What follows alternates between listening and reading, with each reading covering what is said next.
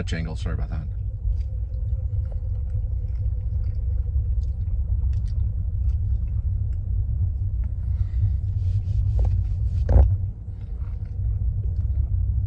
There we go.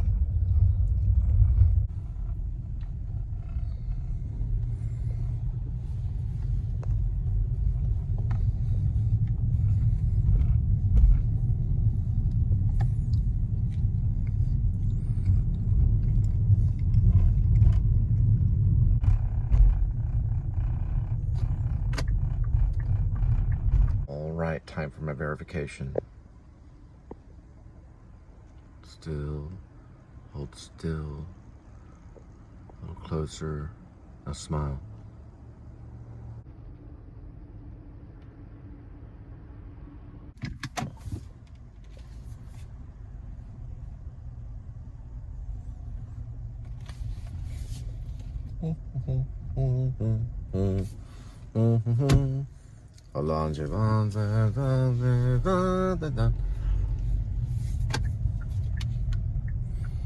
It's the only part I know of the French anthem. It's just Allons Javon. That's about it.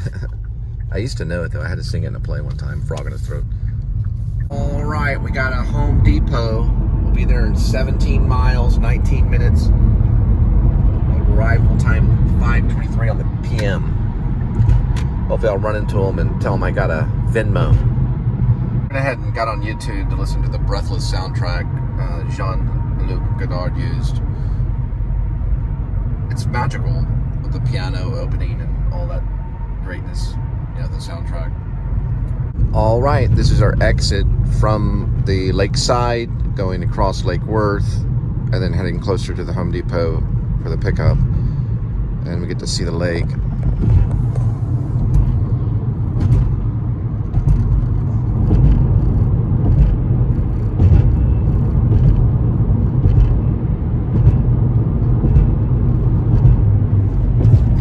Sign that says Lake Worth.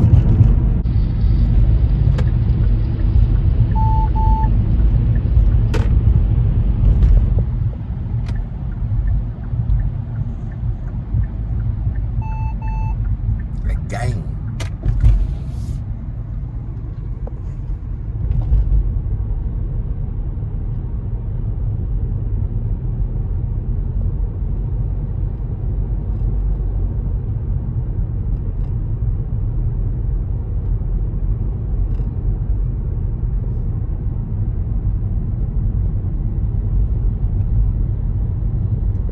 Once the site of something ancient, possibly.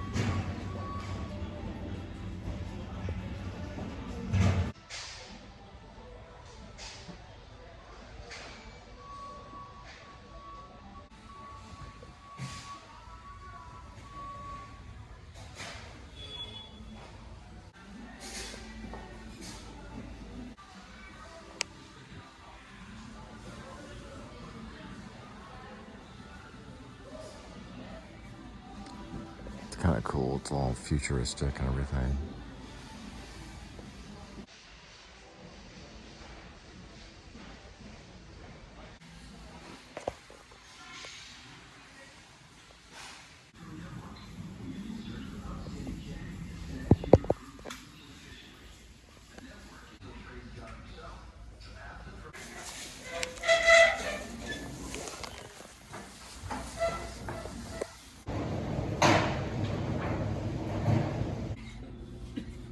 It's a really quick history of store. 100 store opened in 1989.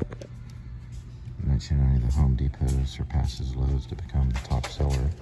Home improvement. 1992, 94, 96 Olympic Games and U.S. Olympic team sponsored are announced. 1997, the Home Depot developed Kids Workshop to teach building skills and safety. 1999, the Home Depot is added to Dow Jones Industrial Average.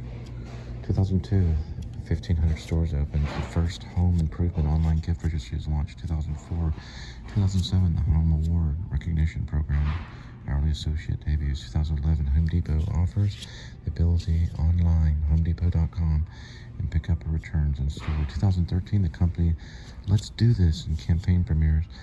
The company awarded 5 millionth home badge. 2014, the company wins the inaugural Internet Retailer Excellence Award from Internet Retailer Magazine. 2015, Home Depot Foundation pledges $3 million to support areas impacted by Hurricane Harvey, Irma, and Maria, as well as earthquakes in Mexico. And it kind of ends out right there.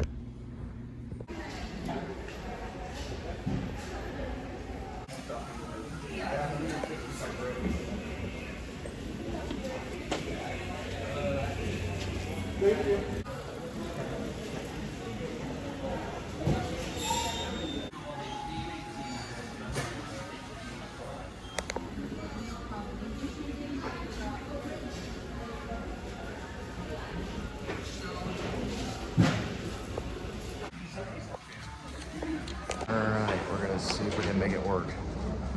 Got a beautiful sky coming in.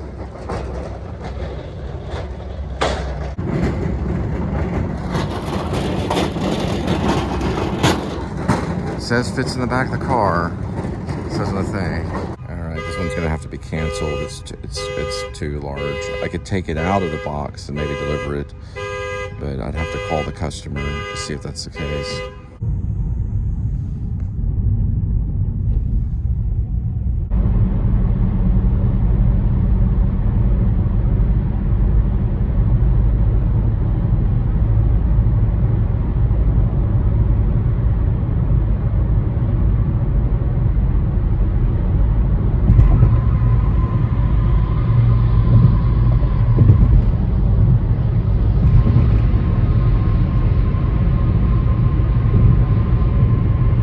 Right, we have an at-home one. It's going to be 16 miles from where we're at now. We'll pick it up in 18 minutes at 6:26 p.m.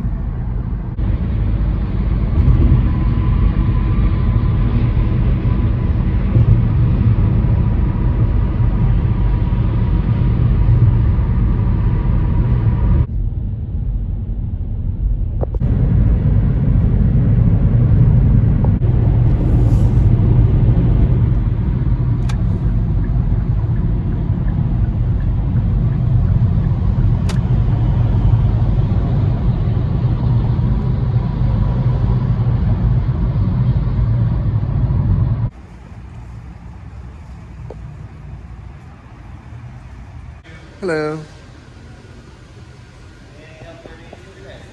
you sure y'all can't get in?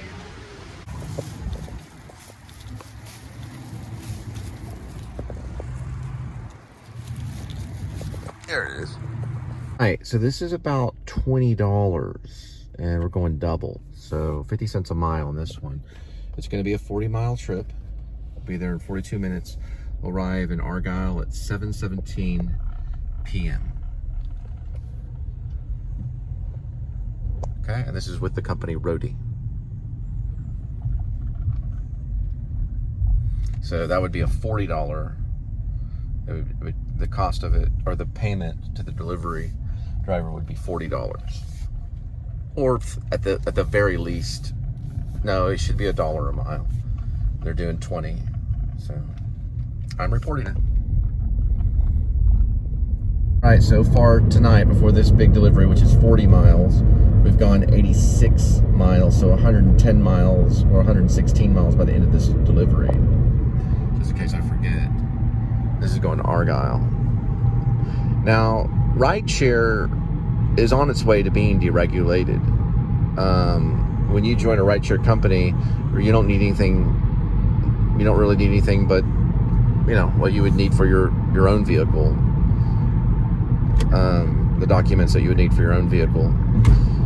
And every state is almost the same to a certain degree. It'll take some time before they deregulate, but probably what they would do is the robot cars would be behind some of that. I don't know. You know, I'm not behind it all. People will do what they have to do to survive. I think that's a little bit with the show, because we all want to be happy. You know, we all, according to America, United States of America, I mean the United States, the idea is to be able to pursue happiness. That's the pursuit of happiness, is in the idea of justice for all and all of that stuff. But the pursuit of happiness is the idea behind it. That means that, let's say you wake up one day and you're like, you know what? I want to be a filmmaker. I figured it out. And you start doing the things that you need to do to be a filmmaker. You may have to have a side hustle job. You may have to do something like Roadie or DFW Horizons or maybe Uber Eats or whatever it may be, so that you can eventually accomplish your dream, and you're put to the test. And your behavior are the results of your altitude, you know, or your aptitude, as they say. Your behavior is what you have to be, and modification. And if you're able to control that behavior and act like a decent person, then no one can stop you no matter what they do to you. If you're able to control that behavior. That's true. There's nothing stopping you. Your behavior is going to equal your altitude. That's what my grandfather used to say. Your behavior, or your attitude, is what they say, which is behavior. Your attitude equals your altitude. So if you're able to be like, okay, I'll wait, I'll be patient, and I'm 50 and I'm still trying, and I'll continue to wait and be patient, and I'll wait my turn. I'm still working on the script when I can. I have pockets of windows, or I have windows pocket. I don't know how to really, I guess I have a little bit of time set aside so that I can work on it and succeed. And I'm not showing you this, and I'm not giving this to tell you you're watching someone slowly succeed. I'm not saying that. That's not what I'm saying. But it's a possibility, because you never know someone else's future. And like I see these posts, if they go up, then they're successful. But it's not the be all end all. I do have dreams, and I continue to follow those. I think you should do that. When you're following your dreams, it's always the right thing. Quoting, kind of in a way, quotely read a little bit. You know, you do what you love. Now it's coming from that truck right there. But you do what you love. And the bullies, listen, the bullies are going to line up. And the best way to deal with them is proper behavior, good attitude. Because there is no law against kindness. That's what I always say. There's no law against kindness.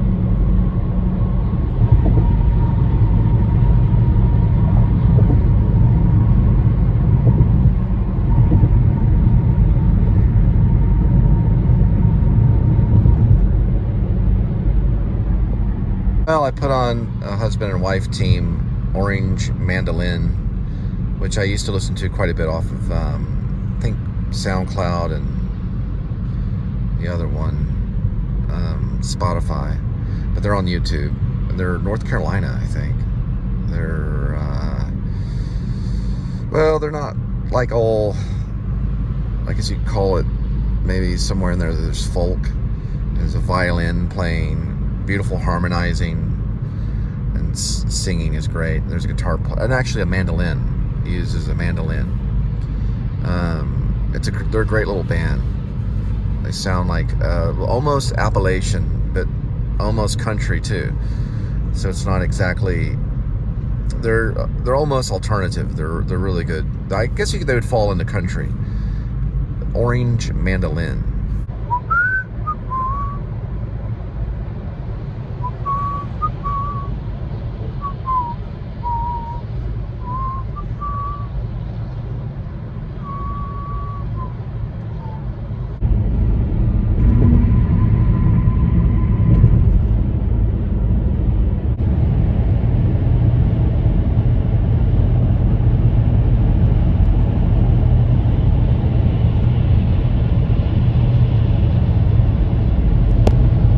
Here's the new bridge they put in about a year ago. I watched it being constructed when I worked out at Texas Motor Speedway with that Grubhub a couple of years back. Got a really good one that could fit into a werewolf movie. He goes, "I'll go out howling at the moon tonight." That was Orange Mandolin. I'm listening to that one. Could fit in the credits, maybe. I don't know. We just got into Denton right now. Got another 10 miles for a whopping $20. And we'll pass Bucky's. Okay, got a phone call. The clarinet player. That's Texas Motor Speedway. So during my Grubhub stage, which is just about 2 years, I pretty much, believe it or not, worked that area. Texas Motor Speedway being the central area, all the way from Roanoke to Justin, Texas, going back and forth, dropping off food. And that went on for almost 2 years. And I even lived in Carrollton at the mansions at Sunset Ridge for a while. And then eventually when I got into Fort Worth, I did the same. And when I'd keep the show going, to keep the Please Subscribe show going, I would go to those hotels over there at night, which would be like Hotel 2 or Hilton 2 or whatever. And I would sit in the stairwell and upload the show because I could still get internet. Because I was switching internets, and it was like really, really crazy when I first moved in there, Fort Worth 2 years ago, which we're working on our 3rd year now. But I do have a song. I don't know if I'm going to be. I usually get to it during exports. I think it's called Impossible, and it's got a little intro, and I like it, and it has a cool chord progression. But I just started writing it down, so it's just like right there in the journal. And every once in a while, a song, I'll go to the guitar to kind of escape everything, and then start kind of crafting a song. Oh man, we're going we got about maybe 5.9 miles left on this one, and then we'll drop it off.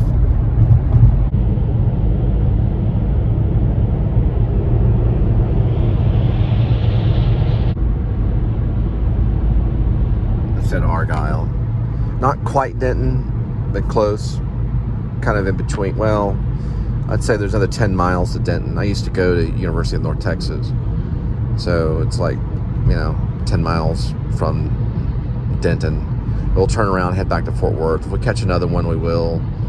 Other than that, we'll head back and see Kitty and Linda in a minute. So I-35 West, this is Argyle city limits. Population is 3,717, and it's known as Harvest.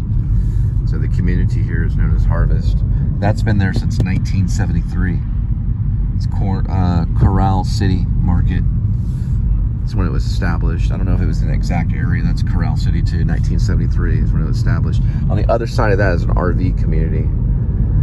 And North Lake pretty much is what this is, which is pretty much, a few miles from Texas Motor Speedway. And we're going into Harvest right here.